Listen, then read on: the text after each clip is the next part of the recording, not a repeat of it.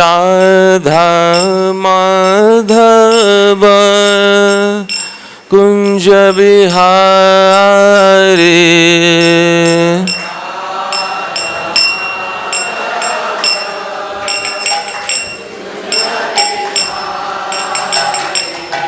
जय राधा माधव कुंज बिहारी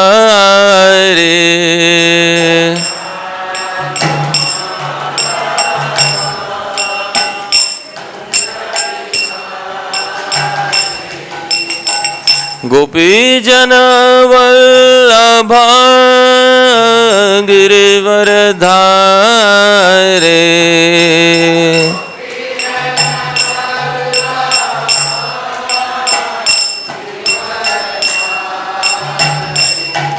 जय गोपी जन वल्लभ गिरिवरधारे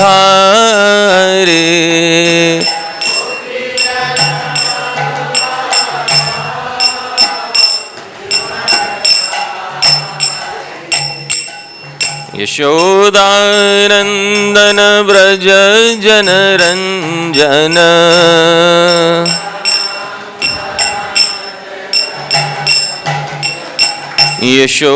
यशोदानंदन व्रज जनरंजन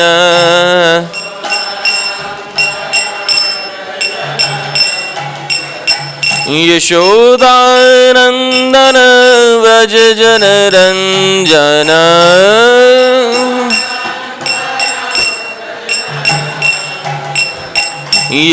यमुनतीर वनचारी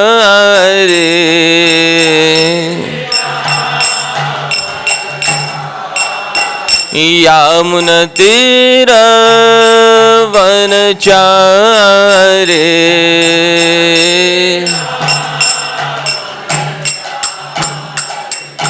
जय राधा माधव कुंज बिहारी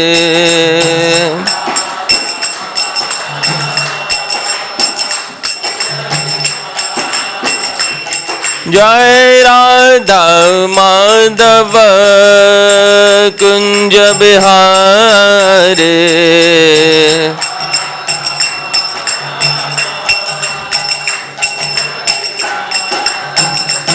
जय राधा माधव राधा माधव राधे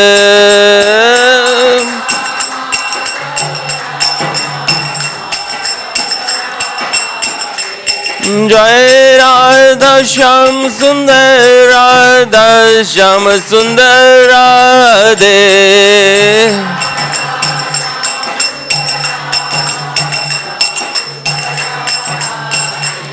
जय कृष्ण बलराम जय कृष्ण बलराम जय कृष्ण बलराम जय कृष्ण बलराम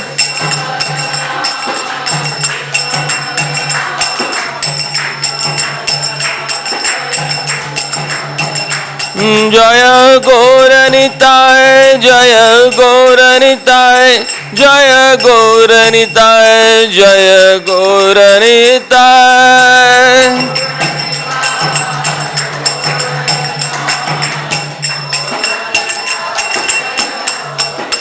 जय प्रभुपाद प्रभुपाद प्रभुपाद जय जय प्रभुपाद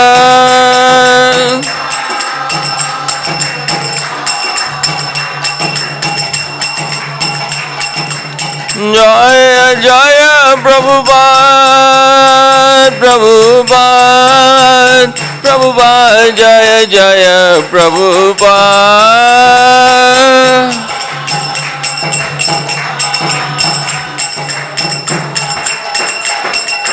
जय जय गुरुदेव गुरुदेव गुरुदेव जय जय गुरुदेव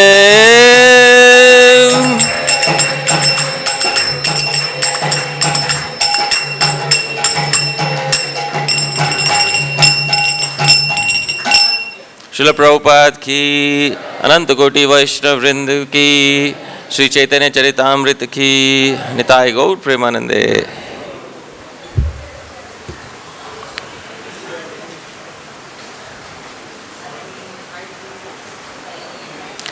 सभा में विराजमान सभी वैष्णवों का हार्दिक स्वागत है। आप सभी का बहुत बहुत धन्यवाद। आज आप यहाँ पर श्रोता रूप से विद्यमान हैं। श्री धर्मात्मा प्रभु इन्होंने हमें यहाँ आमंत्रित करके श्री चैतन्य चरितामृत पर कुछ कहने के लिए अवसर दिया और हमें गौरवान्वित किया। इसके लिए श्रीमान धर्मात्मा प्रभु को भी बहुत बहुत धन्यवाद। अन्य मंदिर के समिति के जो भी भक्त हैं, जो कथाओं का आयोजन करते हैं, मंदिर में अनेकानेक सेवाएं देते हैं, उन सभी का भी बहुत बहुत धन्यवाद। और आप सभी जो वैष्णवगण आज यहाँ श्रोता रूप में उपस्थित हैं, आप सभी का भी अनेकानेक धन्यवाद और साधुवाद। वक्ता और श्रोता, इसमें श्रोता का महत्व अधिक होता है। ये बात निर्बाध सिद्ध है कि श्रोता का महत्व अधिक होता है वक्ता और श्रोता में, क्योंकि यदि किसी दिन सभा में वक्ता ना आवे तो किसी दूसरे को वक्ता बना लिया जाएगा, पर जिस सभा में श्रोता ही ना आवे वो सभा नहीं हो सकती। इसीलिए वक्ता और श्रोताओं में श्रोताओं का महत्व अधिक है। आज आप सब यहाँ पर श्रोता रूप में विद्यमान हैं, आप सभी को बहुत बहुत धन्यवाद। शिष्ट परंपरा है कि किसी कार्यक्रम का आरंभ मंगलाचरण से किया जाना चाहिए ताकि विघ्नों का नाश हो और समस्त शुभ की प्राप्ति हो। अतएव इस कार्यक्रम का आरंभ भी हम मंगलाचरण के द्वारा करेंगे। प्रायः आपको मंगलाचरण के सभी पद्य ज्ञात होंगे ही। जिस जिसको ज्ञात है वो आप मेरे साथ गा सकते हैं। ओम ज्ञानतिमिरान्धस्य ज्ञानाञ्जनशलाकया चक्षुरुन्मीलितं येन तस्मै श्रीगुरवे नमः। श्रीचैतन्यमनोभीष्टं स्थापितं येन भूतले सोऽयं रूपः कदा मह्यं ददाति स्वपदान्तिकं। वन्देऽहं श्रीगुरो श्रीयुतपदकमलं श्रीगुरून् वैष्णवांश्च। श्रीरूपं साग्रजातं सहगणरघुनाथान्वितं तं सजीवं साद्वैतं सावधूतं परिजनसहितं कृष्णचैतन्यदेवं। श्रीराधाकृष्णपादान् सहगणललिता श्रीविशाखान्वितांश्च। नमो विष्णुपादाय कृष्णप्रेष्ठाय भूतले श्रीमते भक्तिवेदान्त स्वामिन्निति नामिने। नमस्ते सारस्वते देवे गौरवाणी प्रचारिणे निर्विशेष शून्यवादी पाश्चात्यदेशतारिणे।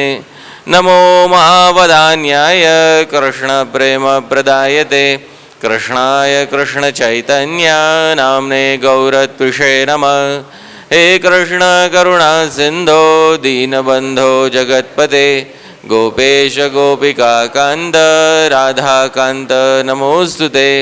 तप्त काञ्चन गौरांगी राधे वृन्दावनेश्वरी वृषभानुसुते देवी प्रणमामि हरिप्रिये।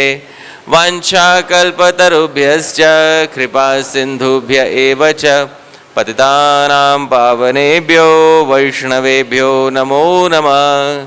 जय श्री कृष्ण चैतन्य प्रभु नित्यानंद श्री अद्वैत गदाधर श्रीवासादि गौर भक्त वृंद।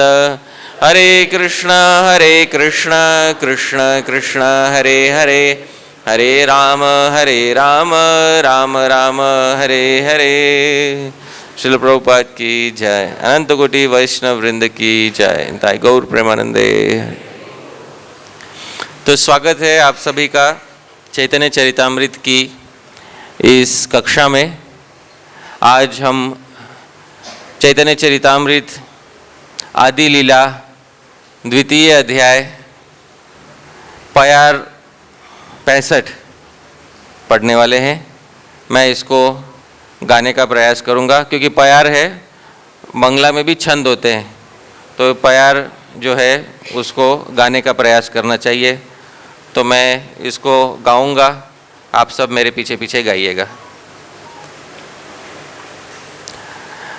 अद्वय ज्ञान तत्व वस्तु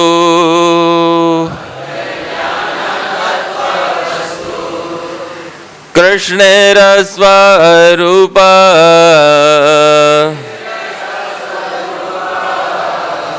ब्रह्म आत्मा भगवान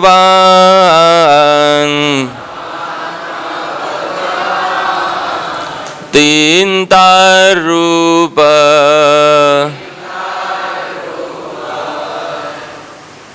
तो अब हम सब एक साथ गाते, मेरे साथ गाइएगा, ठीक है? और बीच में रुकेंगे नहीं, सीधा सीधा गाएंगे। अद्वय ज्ञान तत्व वस्तु कृष्णेर स्वरूप ब्रह्म आत्मा भगवान तीन तार रूप। शब्दार्थ: अद्वय ज्ञान, अद्वय ज्ञान, तत्व वस्तु परम सत्य, कृष्णेर भगवान कृष्ण का, स्वरूप स्वरूप, ब्रह्म ब्रह्म, आत्मा परमात्मा, भगवान पूर्ण पुरुषोत्तम भगवान, तीन तार उनके, रूप रूप। अनुवाद तथा तात्पर्य जगतगुरु श्रील प्रभुपाद जी के द्वारा। जगतगुरु श्रील प्रभुपाद की जय। अनुवाद: भगवान कृष्ण स्वयं परम अद्वय सत्य है, आखिरी वास्तविकता है। वे अपने आप को ब्रह्म, परमात्मा तथा भगवान, इन तीन पहलुओं में प्रकट करते हैं। तात्पर्य: श्रीमद् भागवत से लिए गए इस श्लोक, स्कंद 1 अध्याय 2 श्लोक संख्या 11 में मुख्य शब्द भगवान साकार परमेश्वर का सूचक है तथा ब्रह्म एवं परमात्मा परम पुरुष के सहगामी विस्तार है। जिस तरह सरकार तथा उनके मंत्री सर्वोपरि राजा के अधीन होते हैं, दूसरे शब्दों में मुख्य सत्य तीन विभिन्न अवस्थाओं में प्रकट होता है। परम सत्य पूर्ण पुरुषोत्तम भगवान श्री कृष्ण ब्रह्म तथा परमात्मा रूप में भी विख्यात है, यद्यपि ये सारे पहलू एक अर्थात अभिन्न हैं।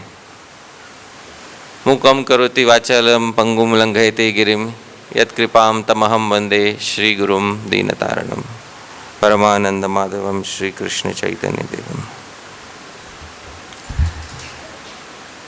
श्री चैतन्य चरितामृत के आदि लीला में आरंभ के कुछ अध्यायों में तत्व की जो नींव रखी गई है, उस नींव से वैष्णवों को आगे रसास्वादन करने में अतिशय लाभ होता है, क्योंकि चैतन्य चरितामृत वास्तव में श्री चैतन्य महाप्रभु के चरित्र का अमृत ही तो है।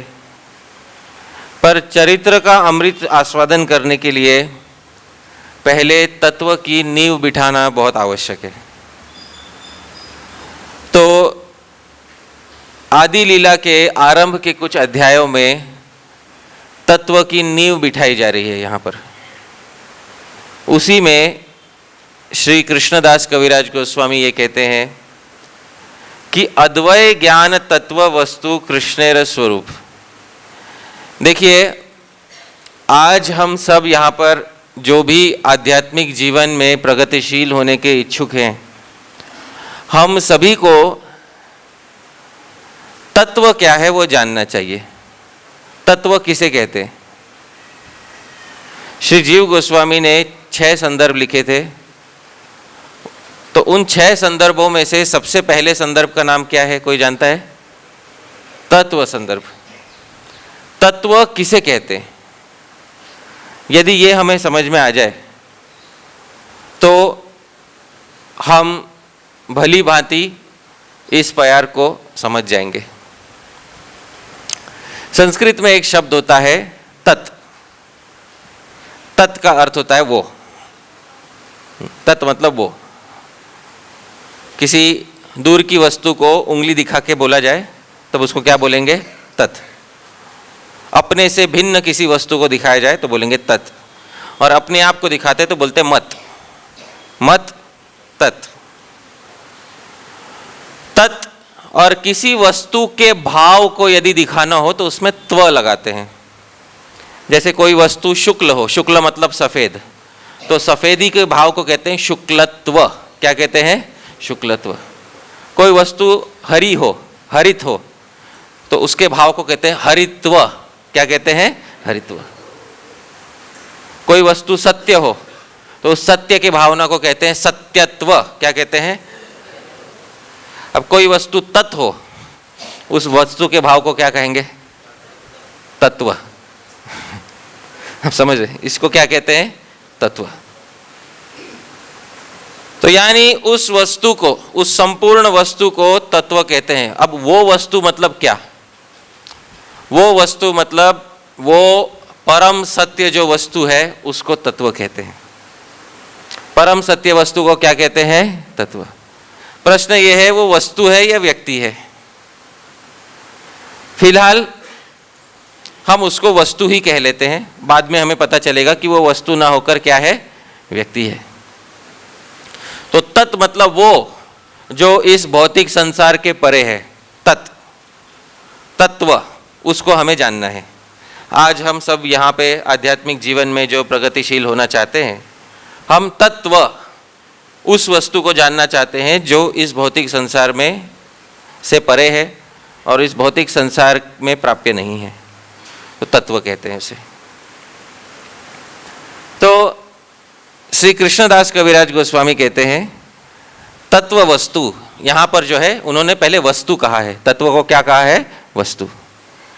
तो तत्व वस्तु क्या है? अद्वय ज्ञान। अद्वय ज्ञान मतलब क्या? कि वो जो परम तत्व है वो ऐसा ज्ञान है जिसके समान और कोई ज्ञान इस संसार में विराजमान नहीं है। द्वय कहते हैं दो को। द्वय किसको कहते हैं? दो को। न द्वयः इति अद्वय। जो दो नहीं होता उसको क्या कहते हैं? अद्वय। तो जिसके समान कोई नहीं है और जिसके अलग कोई नहीं है, अद्वय, जिसमें दो का भाव नहीं है, उसको अद्वय कहते हैं।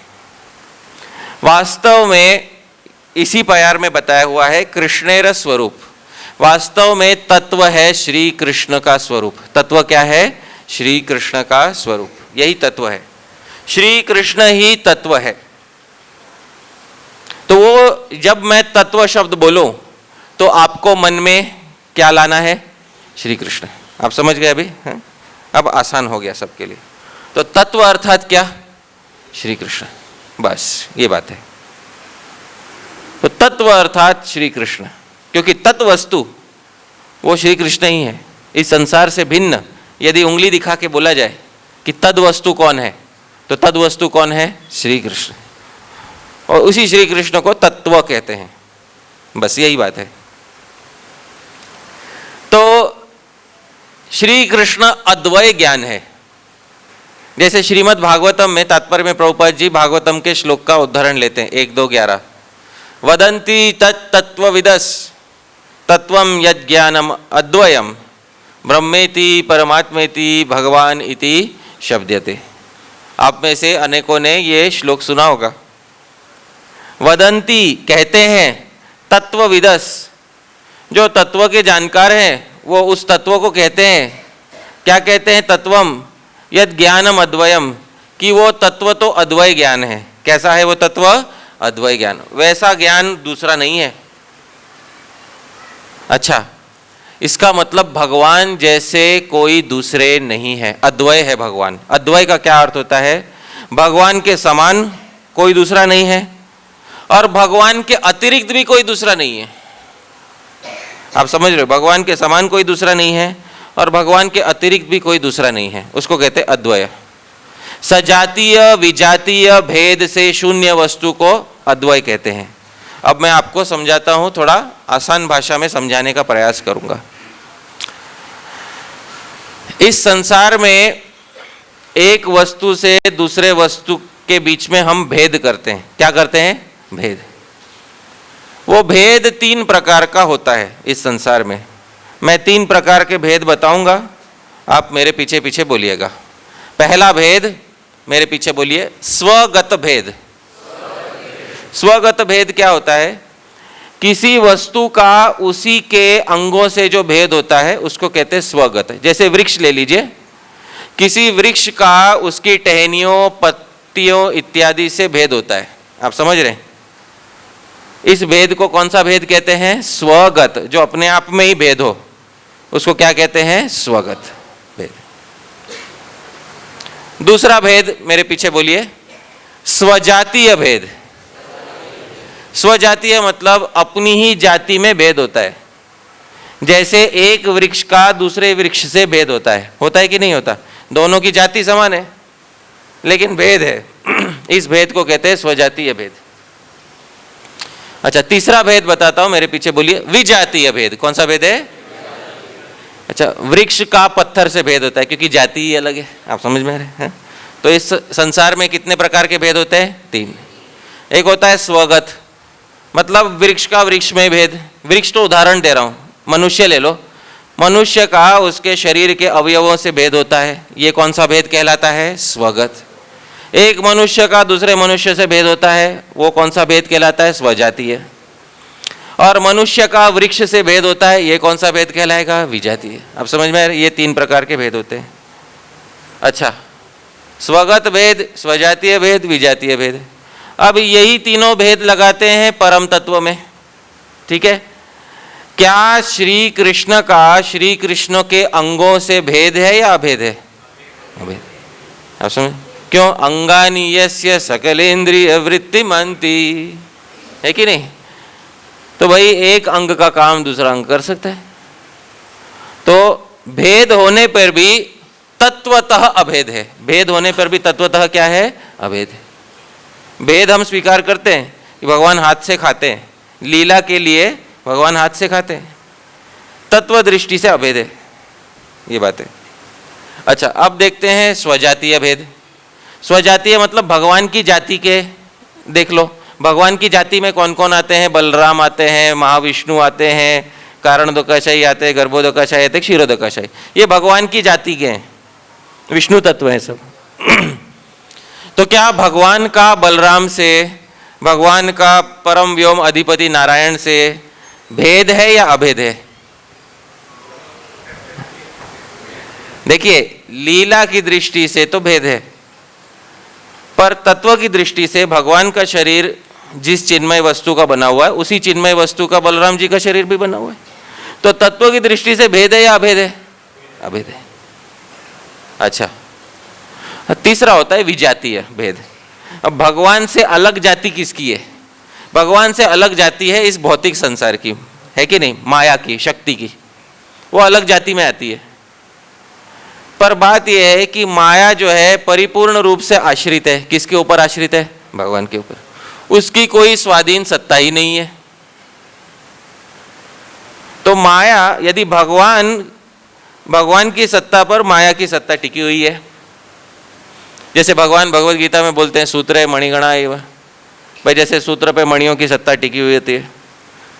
तो वास्तव में देखें तो माया कोई पूर्ण अलग तत्व नहीं है, वो भगवान के ऊपर आश्रित तत्व है। तो विजातीय भेद भी नहीं रहा। आप समझ रहे हैं?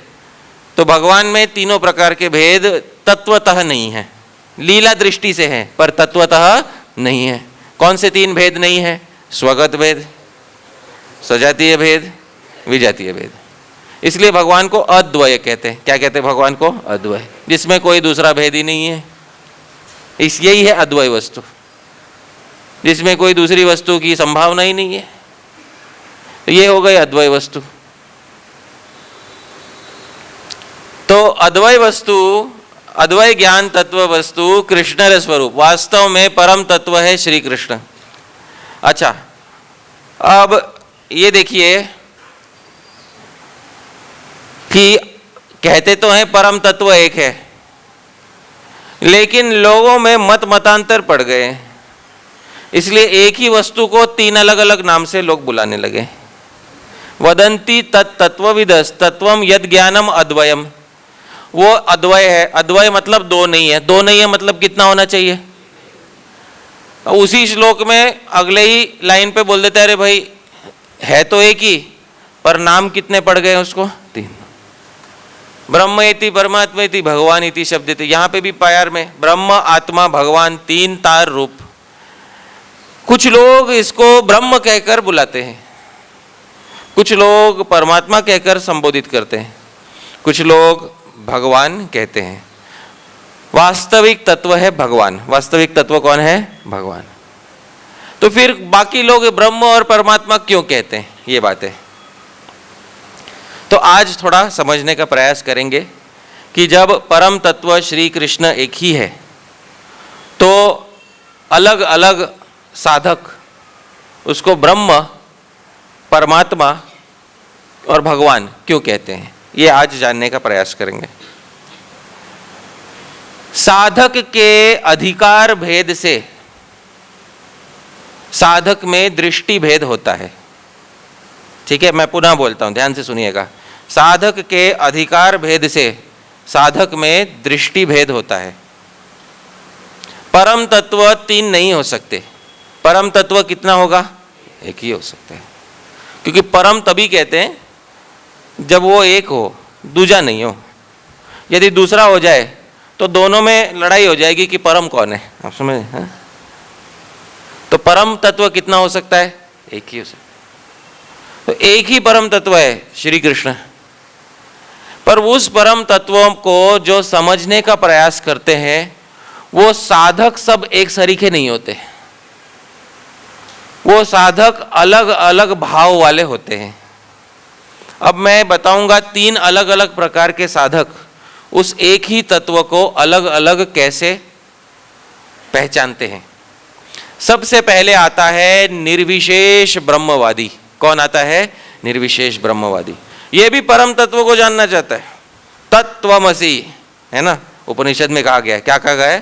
तत्वमसि, अहम ब्रह्मास्मि, सर्वम खल्विदम ब्रह्म इत्यादि उपनिषद के वाक्यों से वो परम तत्व को जानने का प्रयास करता है। अच्छा, ब्रह्म क्या है? आज तक हमने बहुत सुना है। ब्रह्म किस वस्तु को कहते हैं, ये हमें जानना आवश्यक है। बहुत बार हम लोग सुनते हैं ब्रह्म ब्रह्म, तो ब्रह्म क्या होता है ये हमें जानना चाहिए। अब ध्यान से सुनिएगा। परम तत्व मैंने बताया। परम तत्व कौन है? नाम बोला मैंने, कौन है? श्री कृष्ण। तो परम तत्व है श्री कृष्ण। श्री कृष्ण मतलब परम तत्व समूची शक्तियों के साथ। परम तत्व समूची शक्तियों के साथ। भगवान में 2 मुख्य शक्तियां भगवान नियमित करते हैं। एक को कहते हैं अंतरंगा शक्ति। कौन सी शक्ति कहते हैं? अंतरंगा शक्ति, जिसको स्वरूप शक्ति कहते हैं, जो उनके आध्यात्मिक धाम में विराजमान है, उसको कहते हैं अंतरंगा शक्ति। और दूसरी होती है बहिरंगा शक्ति। कौन सी शक्ति? बहिरंगा। तो बहिरंगा शक्ति जो इस माया धाम को संचालित करती है, वो बहिरंगा शक्ति है। तो श्री कृष्ण अंतरंगा और बहिरंगा दोनों शक्तियों के स्वामी हैं, दोनों को संचालित करने वाले हैं। कुछ साधक ऐसे होते हैं जो परम तत्व को तो जानना चाहते हैं, लेकिन परम तत्व की शक्ति को बिल्कुल स्वीकार नहीं करना चाहते। ठीक है, ध्यान से सुनिएगा। परम सत्य तो जानना चाहते, परम तत्व जानना चाहते हैं, पर परम तत्व के किसको स्वीकार नहीं करते हैं? शक्ति को स्वीकार नहीं करते। अब शक्ति को स्वीकार नहीं करेंगे तो परम तत्व दिखाई ही नहीं देगा। इस संसार में जो भी वस्तु दिखाई देती है, शक्ति के कारण दिखाई देती है। एक छोटी वस्तु ले लीजिए, एक ग्लास के ऊपर रखा हुआ छोटा ढक्कन है, ये भौतिक संसार की वस्तु है। ये वस्तु कौन से शक्ति की बनी हुई है? बहिरंगा शक्ति या अंतरंगा शक्ति? बहिरंगा शक्ति के वजह से इसका अस्तित्व है।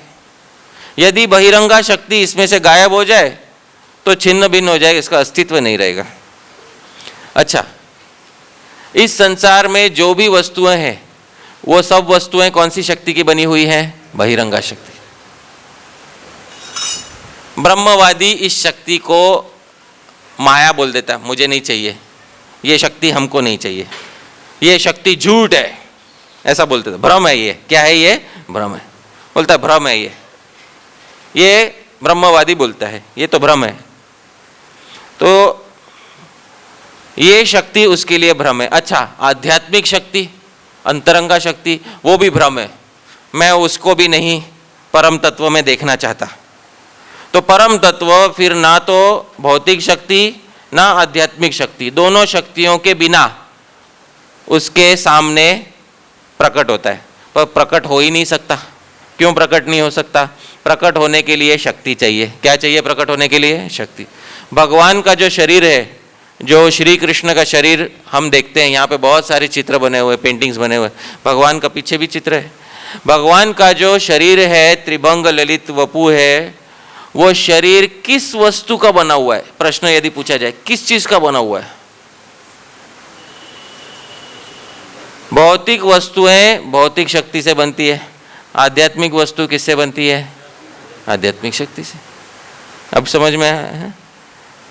भगवान स्वयं का जब रूप प्रकट करते हैं तो भगवान अपनी आध्यात्मिक शक्ति के माध्यम से अपना रूप प्रकट करते हैं। इसलिए उस शरीर शक्ति को स्वरूप शक्ति कहते हैं। क्या कहते हैं?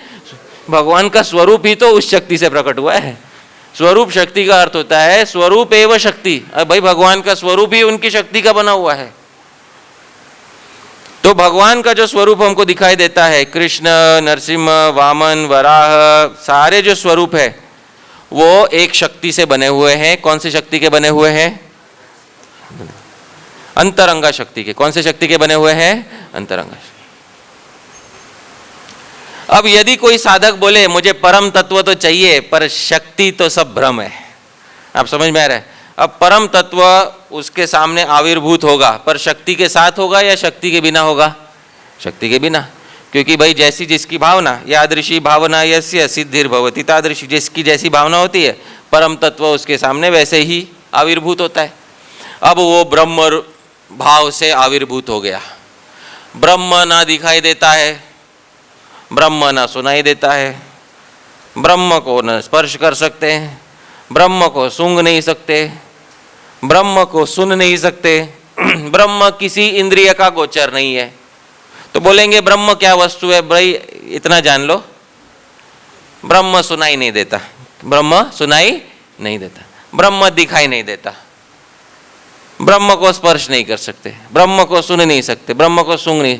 अरे भाई ब्रह्म को नकारात्मक तरीके से क्यों बता रहे हो? ब्रह्म है ही वही, उसको नेति नेति बोलते हैं। क्या बोलते हैं उसको? नेति नेति। भाई नहीं है नहीं है नहीं है, ऐसे ही तो ब्रह्म की व्याख्या उपनिषद में की गई है। तो ब्रह्म है क्या? अभी उसमें कोई गुण ही नहीं है, ना आध्यात्मिक गुण है ना भौतिक गुण है कुछ। आप समझ में आ रहा है?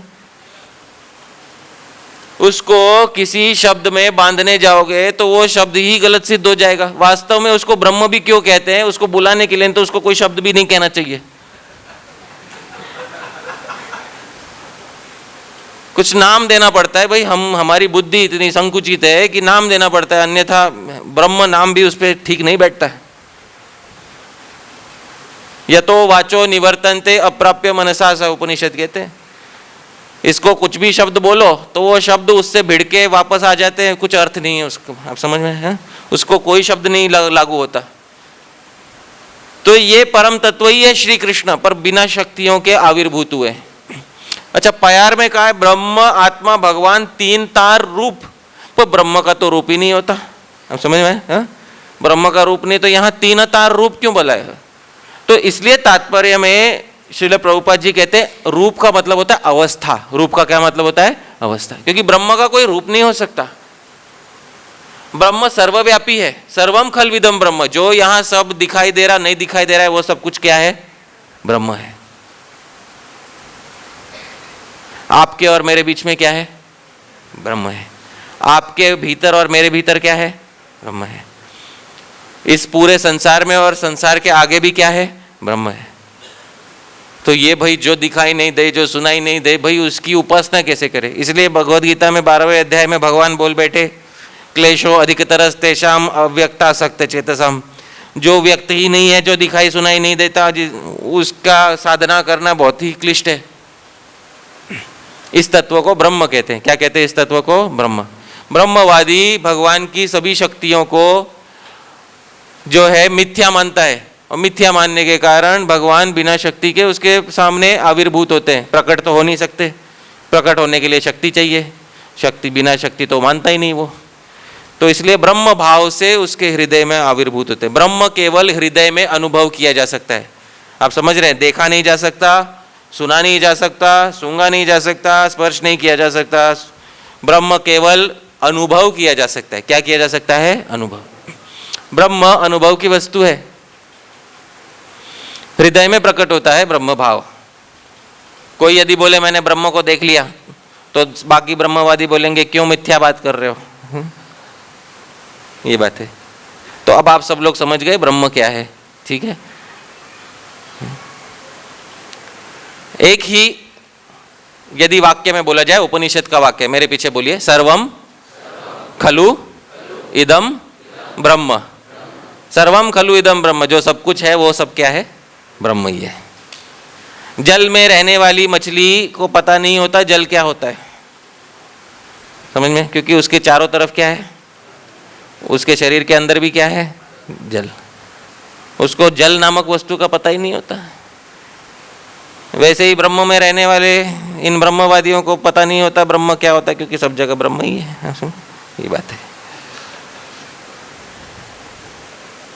तो ये होता है ब्रह्म। परम तत्व में से भौतिक शक्ति निकाल दो, आध्यात्मिक शक्ति निकाल दो, बहिरंगा निकाल दो, अंतरंगा निकाल दो। परम तत्व किस भाव से प्रकट हो गया? ब्रह्म। ठीक है। अब दूसरे कोटि के साधक लेते हैं।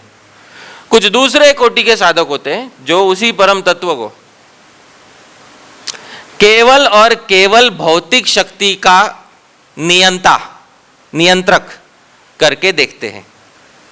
अच्छा, इस भौतिक संसार में भगवान के कितने रूप विराजमान है? कोई बता सकता है?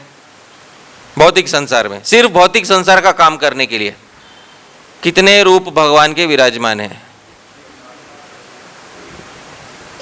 परमात्मा, परमात्मा कितने होते हैं? कोई बता सकता है? एक ही होता है ना? परमात्मा 3 होते हैं। कितने परमात्मा होते हैं? ठीक है, आज मैं बताऊंगा। परमात्मा 3 होते हैं, सब लोग ध्यान से सुनिएगा। हम लोग मानते हैं कि हृदय में स्थित जो होता है वही परमात्मा है, लेकिन श्री रूप गोस्वामी लघु भागवतामृत में बताते हैं परमात्मा कितने हैं? 3।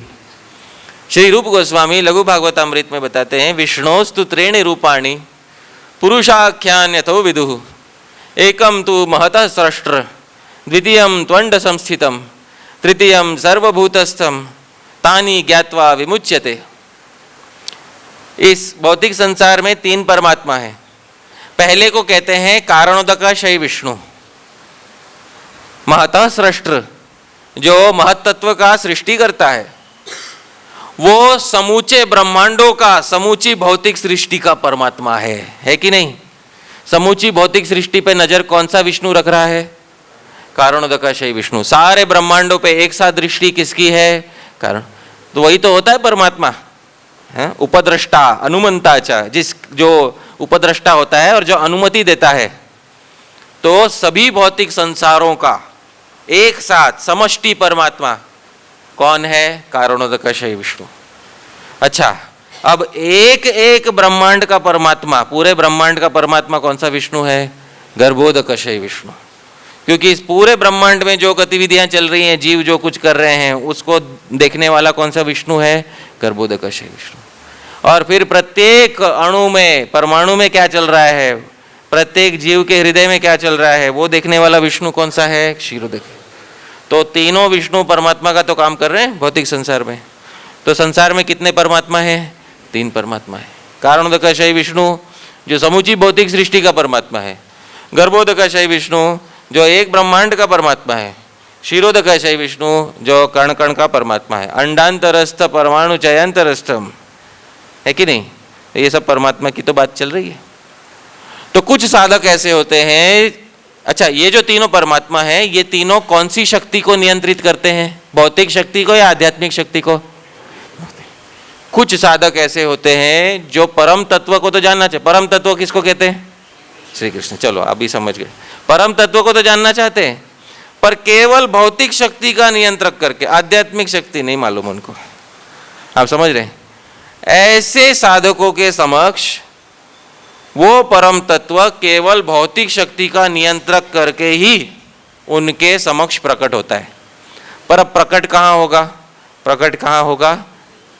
और हृदय में कौन से रूप में प्रकट होगा? परमात्मा। क्योंकि परमात्मा ही तो भौतिक शक्ति का नियंत्रक है। परमात्मा आध्यात्मिक शक्ति का नियंत्रक नहीं है। आध्यात्मिक शक्ति का नियंत्रक कौन है? भगवान। ठीक है, तो परम तत्व में से माइनस कर दो, सबट्रैक्ट हटा दो, भौतिक शक्ति और आध्यात्मिक शक्ति दोनों शक्ति हटा दो, तो वो परम सत्य कौन से भाव को प्राप्त हो जाता है? ब्रह्म।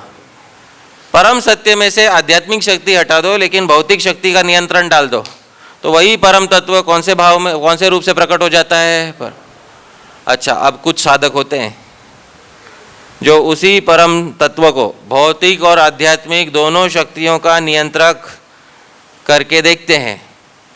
इन साधकों के समक्ष वही परम तत्व अपनी आध्यात्मिक अंतरंगा शक्ति के द्वारा साक्षात रूप लेकर प्रकट होता है और उसको क्या नाम करता है? भगवान। वदन्ति तत्तत्त्वविदस् तत्त्वं यद् ज्ञानमद्वयम् ब्रह्मेति परमात्मेति भगवान इति शब्दते। परम तत्व तीन नहीं है, परम तत्व कितना है? उस एक परम तत्व को तीन अलग अलग प्रकार के साधकों ने तीन अलग अलग नाम दे रखे हैं। उपनिषद इत्यादि वेदांत श्रवण के माध्यम से बिना शक्ति के निर्विशेष भाव से जो साधक उस परम तत्व को जानना चाहते हैं उनके लिए वो उसी निर्विशेष भाव से उनके हृदय में प्रकट होता है, क्योंकि ब्रह्म देखा नहीं जा सकता, सुना नहीं जा सकता, किसी भी इंद्रिय के गोचर नहीं है। वही तत्व किसी अष्टांग योगी के हृदय में परमात्मा रूप से प्रकट होता है, सबीज समाधि। तो वही परम तत्व जो है परमात्मा रूप से प्रकट होता है, क्योंकि वो अष्टांग योगी केवल उस परम तत्व को भौतिक संसार का नियंत्रक करके ही देखता है। अष्टांग योगी के लिए आध्यात्मिक जगत, वैकुंठ इत्यादि अधिकांश अष्टांग योगी मानते नहीं हैं। उनके लिए यही भौतिक जगत है और भाई इससे बाहर निकलना है। और वही परम तत्व भौतिक और आध्यात्मिक शक्तियों का नियंत्रक रूप से जब कोई साधक उनको देखता है तो वही परम तत्व श्री भगवान इस रूप में प्रकट होते हैं। तो ब्रह्म, परमात्मा, भगवान, तीन तार रूप। रूप मतलब उसके तीन जो हैं विभाग हैं, अलग अलग साधक भेद होने में, साधक की बुद्धि भेद होने से उस परम तत्व के भेद होते हैं, लेकिन परम तत्व में भेद नहीं है, परम तत्व एक ही है। ये हमें यहाँ पर जानना चाहिए। तो यहाँ चैतन्य चरितामृत में जिस प्रकार से नींव बिठाई जा रही है, इससे हमें एक बात बताई जा रही है, इससे एक बात सिद्ध होती है कि जब हम कभी परम तत्व को हम जानना चाहें तो परम तत्व को परम तत्व की शक्ति के बिना जाना नहीं जा सकता। ये बात है। परम तत्व की मुख्यतः अंतरंगा शक्ति के साथ परम तत्व को जानना होगा। और अंतरंगा शक्ति जो है उसको स्वरूप शक्ति भी कहते हैं। क्या कहते हैं? अच्छा, अंतरंगा शक्ति में भी भेद होते हैं, अंदर अंदर अवान्तर भेद है। अंतरंगा शक्ति में तीन अवान्तर भेद होते हैं। ध्यान से सुनिएगा, मेरे पीछे पीछे बोलिए। संधिनी, संवित, ह्लादिनी। ये तीन अवान्तर भेद कौन सी शक्ति के हैं? अंतरंगा शक्ति के। यानी आध्यात्मिक जगत में जो शक्ति है वो तीन प्रकार से प्रकट होती है, संधिनी, संवित, ह्लादिनी। अब इसको ध्यान से समझते हैं, क्योंकि जब तक हम अंतरंगा शक्ति को नहीं जानेंगे तब तक हम भगवान के स्वरूप को कैसे पहचानेंगे? तो बहुत आवश्यक है जानना। तो अंतरंगा शक्ति मतलब आध्यात्मिक शक्ति, जिसमें भौतिकता का लेश मात्र भी नहीं है, इस संसार से परे 3 गुण उसमें बिल्कुल भी नहीं है। अंतरंगा शक्ति में 3 उसके विभाग होते हैं, संधिनी, संवित और ह्लादिनी। अच्छा, संधिनी मतलब क्या? अब ध्यान से अपने मन में विचार कीजिए, गोलोक, वृंदावन, वैकुंठ इत्यादि जो लोक है उसका विचार कीजिए। ये जो लोक है, इन लोकों की सत्ता, सत्ता मतलब क्या? इन लोकों का होना, इसको सत्ता कहते हैं। ये लोक जो हैं, अस्तित्व में है, इनका अस्तित्व जिस शक्ति के भेद से होता है उसको कहते हैं संधिनी। क्या कहते हैं? संधि। तो आध्यात्मिक जगत में, गोलोक वृंदावन में जो भी वस्तुएं दिखाई दे रही हैं, वृक्ष हो, लता पता हो, पशु पक्षी हो, जो भी चीजें दिखाई दे रही है, उन चीजों की सत्ता जो है, वो चीजें अपना रूप धारण कर पा रही हैं। कौन से शक्ति के कारण? संधिनी। इसको कहते हैं सत। क्या कहते हैं इसको? सत। तो पूरा गोलोक वृंदावन बन गया, सारे वैकुंठ बन गए, सारे लोक बन गए। कौन से शक्ति के कारण वो सारे लोक हैं? संधिनी। और उसी शक्ति के कारण वो सब अनादि काल से अनंत काल तक टिके रहेंगे। अब केवल वस्तु होने से नहीं होगा। जैसे सबके शरीर तो बना दिए, तो ज्ञान भी तो होना चाहिए, मैं कौन हूं, आप कौन है। आध्यात्मिक जगत में ज्ञान भी तो होना चाहिए, नहीं तो सब अज्ञानी बन जाएंगे, कुछ किसी को पता ही नहीं चलेगा कौन क्या है। तो वस्तुओं में एक दूसरे का ज्ञान होना, खुद का ज्ञान होना, ये ज्ञान कौन सी शक्ति से होता है? संवित। कौन सी शक्ति से होता है? संवित। तो आध्यात्मिक जगत में जो भी ज्ञान है वो कौन सी शक्ति से होता है? संवित। आध्यात्मिक जगत में जो भी रूप है वो संधिनी से होते हैं। यहां तक कि श्री कृष्ण का खुद का रूप भी कौन सी शक्ति से प्रकट होता है? संधि। और बाकी सबके रूप भी कौन सी शक्ति से प्रकट होते हैं? संधि। अच्छा, आध्यात्मिक जगत में जो भी ज्ञान है, श्री कृष्ण का भी ज्ञान कि मैं श्री कृष्ण हूँ, यशोदा का पुत्र हूँ, नंद का पुत्र हूँ, ये मेरे सखा हैं, ये सब ज्ञान भी कौन सी शक्ति के कारण होते हैं? संवित। और बाकी भी जो जीव है आध्यात्मिक जगत में कि मैं कौन हूँ, मेरा परिवार कौन सा है, आध्यात्मिक जगत में ये सब ज्ञान भी कौन सी शक्ति से प्रकट होता है? संवित। अच्छा, केवल सत्ता होने से और ज्ञान होने से काम नहीं चलेगा, क्योंकि आध्यात्मिक जगत का एक प्रयोजन है। आध्यात्मिक जगत क्यों है? ताकि सब लोग एक वस्तु अनुभव कर सके। क्या वस्तु अनुभव कर सके? आनंद। आनंद के लिए तो जीते। अच्छा, वो आनंद जो है वो शक्ति के कौन से भेद से होता है? ह्लादिनी। तो सत, चित और आनंद, ईश्वर परमः कृष्ण सत चिद आनंद विग्रह। तो भगवान का जो शरीर है श्री कृष्ण का, वो संधिनी, संवित और ह्लादिनी, इन तीनों से बना हुआ है। लेकिन जो रूप दिखाई देता है वो रूप किस शक्ति के भेद से बना है? संधिनी। और रूप में जो ज्ञान है वो कौन सी शक्ति से बना हुआ है? संवित। और उस रूप में जो आनंद है वो शक्ति के कौन से भेद से होता है? ह्लादिनी। तो ये अंतरंगा शक्ति के 3 मुख्य भेद हैं। तो संधिनी, संवित और ह्लादिनी, उसमें भी ह्लादिनी जो है वो भगवान को भी आनंद देती है और सभी जीवों को भी आनंद देती है आध्यात्मिक जगत में। उस ह्लादिनी का सार ले लिया जाए और उस ह्लादिनी को स्वरूप दे दिया जाए तो वो स्वरूप है श्रीमती राधा रानी। आप समझ रहे?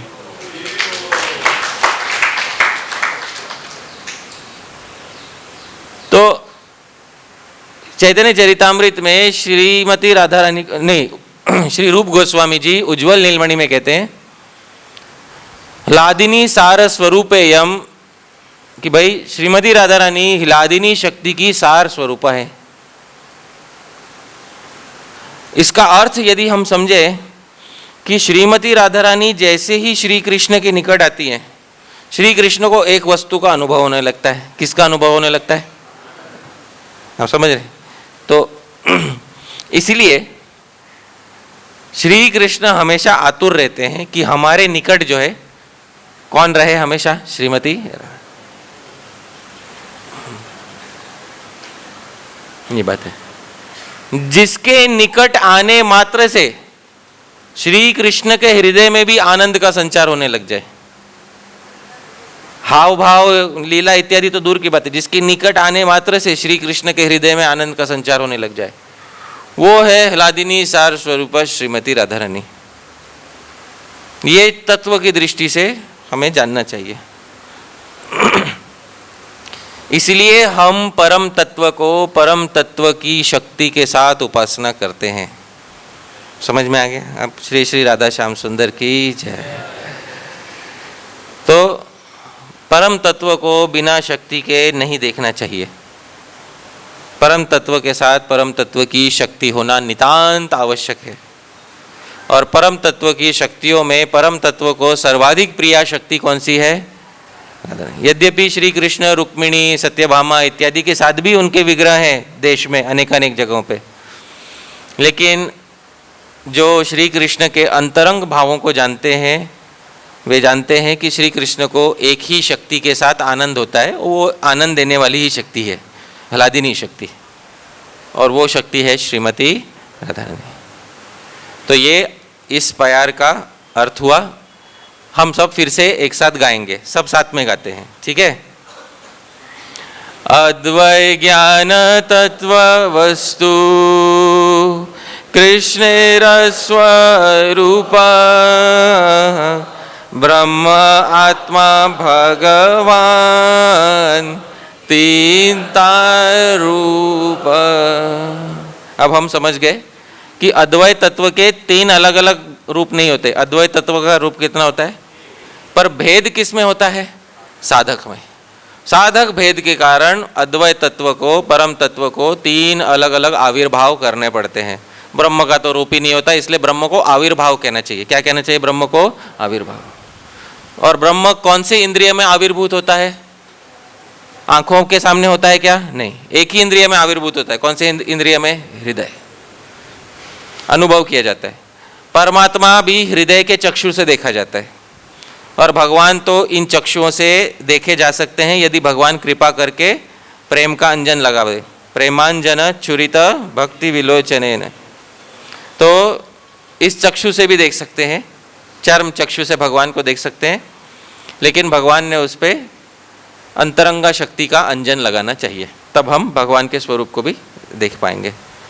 तो आज की कक्षा में इतना तत्व जो है इसकी नींव बिठाई जा रही है। चैतन्य चरितामृत इसलिए श्रील प्रभुपाद जी कहते थे ये PhD स्टडी है। क्या प्यार पढ़ने में तो बहुत आसान लगता है, सुनने में बहुत मीठा लगता है। प्यार के पीछे का जो तत्व है, जब उसको हम खोजने जाते हैं तो हमारे दिन रात बीत जाते हैं, फिर भी तत्व समझ में नहीं आता आसानी से। तो वो बात ऐसी है ना कि बहुत मीठा है ग्रंथ, लेकिन उसके पीछे बहुत भारी तत्व है।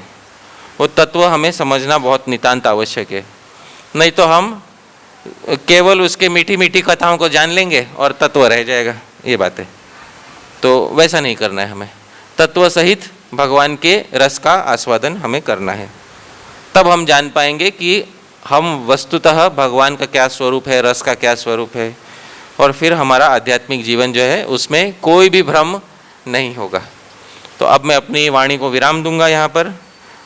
यदत्र स्खलितम किंचित विद्वांसः पूरयन्तु तत्, यदत्र सौष्ठवम किंचित तत् गुरोरेव में नहीं। यदत्र स्खलितम किंचित, हो सकता है बोलते बोलते कुछ गलत बोल दिया हो, क्योंकि हम साधारण जीव हैं। साधारण जीव में 4 दोष होते हैं, तो हम में भी 4 दोष हैं।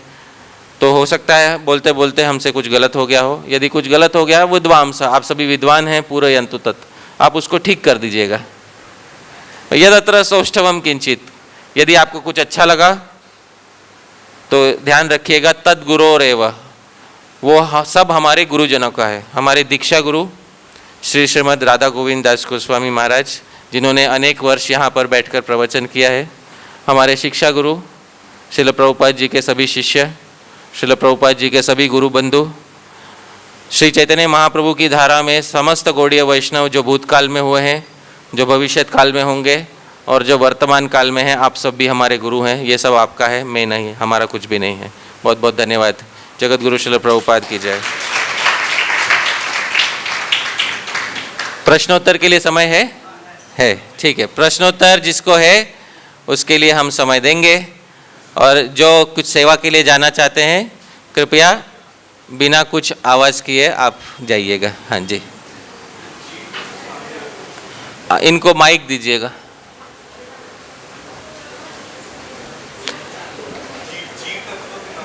जीव तत्व, ठीक है। जीव, इनका प्रश्न है जीव तत्व क्या है। देखिए मैंने बोला था भगवान की मुख्य दो शक्तियां हैं, बहिरंगा और अंतरंगा।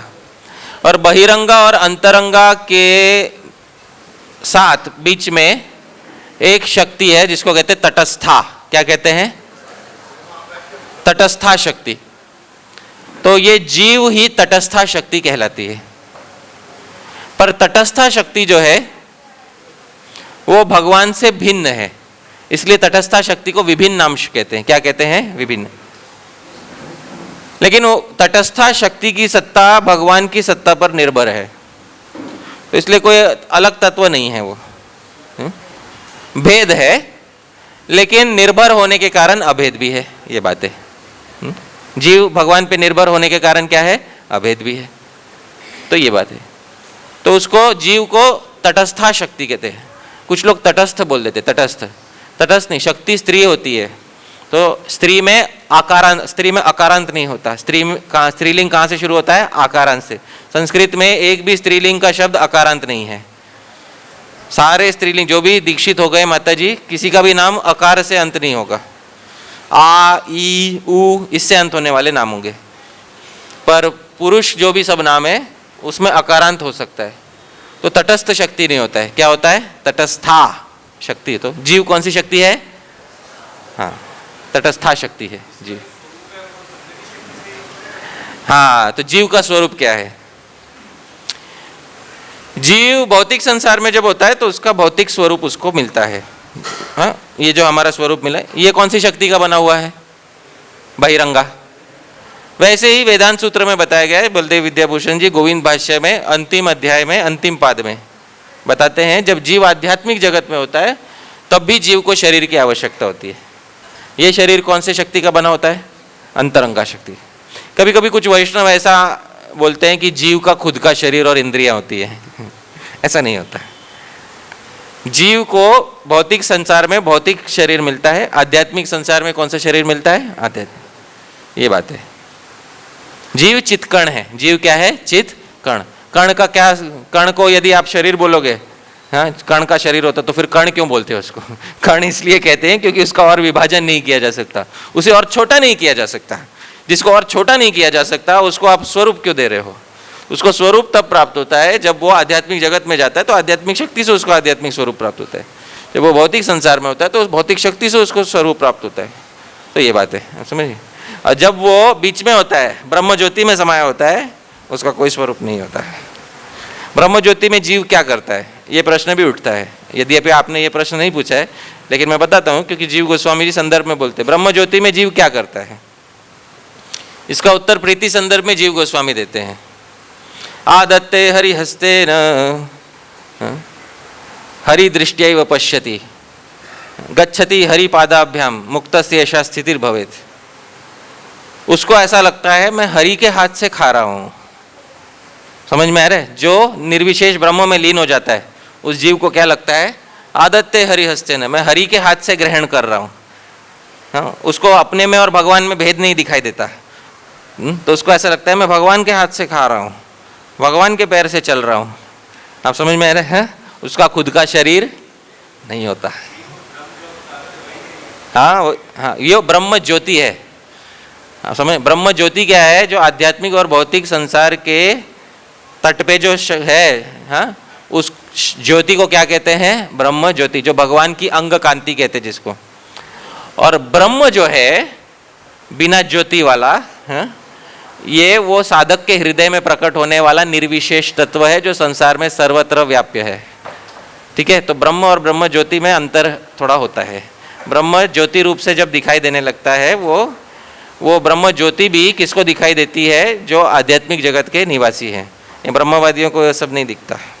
ब्रह्मवादी बस समा जाते हैं। फिर उस समा जाने के बाद भी, हाँ, उनके निर्विशेषता पूरी नहीं आती, क्योंकि जीव है, पूरी तरह से निर्विशेष नहीं हो सकता। इसलिए मध्वाचार्य बोलते हैं ब्रह्म ज्योति में लीन होने के बाद भी आदत्ते हरि हस्ते न, हरि के हाथ से ग्रहण करता है। हरि दृष्टि पश्यति, हरि की दृष्टि से देखता है। गच्छति हरिपादाभ्याम, हरि के पैरों से चलता है। उसे लगता है मैं चल रहा हूँ, खेल रहा हूँ, तभी तो रह पाएगा वहाँ पे, नहीं तो उसको कोई आनंद ही नहीं होगा। और बिना आनंद के क्या करेगा वहाँ पे? आनंद के लिए कुछ क्रियाकलाप होने चाहिए। वो क्रियाकलाप वो भगवान के अंगों से करता है। वो मुक्त से ऐसा स्थितिर्भवेत्, ये मुक्त की स्थिति होती है। और बाकी जो 4 प्रकार की मुक्ति जिसको मिलती है, सालोक्य, सारूप्य, सामीप्य, सारष्टि, उनको तो खुद का अपना अपना शरीर मिल जाता है। वो तो भगवान से हाँ भिन्न उनको शरीर मिलता है। पर वो शरीर भी कौन सी शक्ति का बना हुआ होता है? संधिनी का बना हुआ होता है कि नहीं? उस शरीर में जो ज्ञान होता है वो भी किस शक्ति के माध्यम से होता है? संविद। और उस शरीर में जो आनंद होता है वो भी किस शक्ति के माध्यम? हलादिनी। बस यही बात है। अब आप तत्व समझ गए, ठीक है? प्रभु जी, जैसे आपने अभी बताया कि प्रभु जी का प्रश्न, जैसे जीवात्मा ब्रह्म ज्योति में मतलब आनंद प्राप्त कर लेता है, जो आप अपने जीव गोसाई पाद को कोट कर रहे हैं, तो फिर वो गिरता क्यों है? पतंती। ये थोड़ा विवादास्पद प्रश्न है। विवादास्पद इसलिए है क्योंकि आपको एक बात बताता हूं, ध्यान से सुनिएगा। विवादास्पद इसलिए है क्योंकि कभी कभी हमारे जो संस्थापक आचार्य हैं श्रील प्रभुपाद जी कहते थे वो ब्रह्म ज्योति से गिर जाता है, ऐसा कहते थे। पूर्व के जो आचार्य हैं उनका मत यह है कि ब्रह्म ज्योति से जीव नहीं गिरता है। यही बात है। दोनों में मत बता देता हूँ। और प्रभुपाद जी ने भी बहुत बार बोला है कि ब्रह्म ज्योति से नहीं। प्रभुपाद जी ने दोनों बात बोली है, गिरता भी है, नहीं भी गिरता है। लेकिन पूर्व के आचार्यों का एक मत है, ब्रह्म ज्योति मतलब सायुज्य मुक्ति से जीव कभी गिरता नहीं। मुक्ति क्यों कहेंगे अगर गिर जाना हुआ तो धोखा हो गया ना, वो मुक्ति नहीं है, वो धोखा हो जाएगा फिर। तो एक श्लोक है श्रीमद् भागवतम में, उसके बल पे प्रभुपाद जी कहते थे, मैं बताता हूँ कौन सा है। आरुह्य कृच्छ्रेण परम पदम तथा पतंत्य दो। हाँ, क्या था वो, उसका आरंभ क्या है? हाँ, विमुक्त मानिना। उसमें विमुक्त मानिना शब्द है, उसमें जो मुक्त हुए नहीं है, जो अपने आप को मुक्त मानते हैं, झूठ मूठ का मुक्त मानते हैं। आप समझ रहे हैं? हाँ, उसके टीका में विश्वनाथ चक्रवर्ती ठाकुर जी की टीका यदि आपके पास हो तो देखिएगा, तो वहां पे मुक्त का क्या मतलब है? बोलते जीवन मुक्त। जीवन मुक्त मतलब जो अभी ब्रह्म में लीन नहीं हुआ है, इसी संसार में खुद को मुक्त मान रहा है, वो गिर जाता है। तो प्रभुपाद जी कहते थे देखो ये लोग ब्रह्मवादी कहते, बाद में ये लोग बड़ा बड़ा हॉस्पिटल बनाते, ऐसा बोलते थे। इसका मतलब वो उस मुक्त की बात नहीं कर रहे थे प्रभुपाद जी जो ब्रह्म में लीन हो गया, क्योंकि जो ब्रह्म में लीन हो गया वो नीचे आके हॉस्पिटल नहीं बनाएगा। पर जो झूठ मूठ खुद को जीवन मुक्त मान रहा है, हाँ, वो व्यक्ति जो है वो यदि भगवान का अनादर करे, भक्ति का अनादर करे, तो वो अपने झूठ मूठ के जीवन मुक्ति से गिर जाता है और वापस भौतिकता में लिप्त हो जाता है। ये पूर्वाचार्यों का सभी का मत है। वेदांत सूत्र का अंतिम सूत्र है अनावृत्ति ही शब्दात, अनावृत्ति ही शब्दात। जिसको देखना है, पुष्टि चाहिए इस तत्व की, सिद्धांत की, अंतिम सूत्र है वेदांत सूत्र का अनावृत्ति ही शब्दात, अनावृत्ति ही शब्दात। अनावृत्ति ही, किसी भी मुक्ति से वापस आवृत्ति नहीं होती। शब्दात, शब्द इसमें प्रमाण है, शास्त्र प्रमाण है। अनावृत्ति ही शब्दात, मुक्ति से कोई नहीं लौटता। शब्दात, इसमें शब्द प्रमाण है। इसकी टीका में श्रील बलदेव विद्याभूषण जी कहते हैं निर्विशेष या सविशेष जिस भी प्रकार की मुक्ति प्राप्त हो, कोई भी टीका देख लीजिए, श्रील बलदेव विद्याभूषण जी ने 3 टीकाएं की हैं वेदांत सूत्र पे। पहली टीका का नाम है गोविंद भाष्य, दूसरी टीका का नाम है सूक्ष्म, तीसरी टीका का नाम है कारिका भाष्य। कोई भी टीका देखिएगा, तीनों में श्री बलदेव विद्याभूषण जी कहते हैं चाहे वो ब्रह्म में लीन हुआ हो, चाहे वो भगवान के धाम को प्राप्त हुआ हो, वहाँ से पुनरावृत्ति नहीं है। मुक्ति क्यों कहेंगे? अगर मुक्ति से लौट जान तो उसको मुक्ति क्यों कहेंगे? तो धोखा हो जाएगा ना। और शास्त्र कभी किसी को धोखा नहीं देते। शास्त्र ब्रह्मवादी को भी धोखा नहीं देगा, क्योंकि वो भी परम तत्व के खोज में गया था। ये बात ठीक है। टाइम हो, बहुत बहुत धन्यवाद आप सभी का। श्रील प्रभुपाद की जय। हरे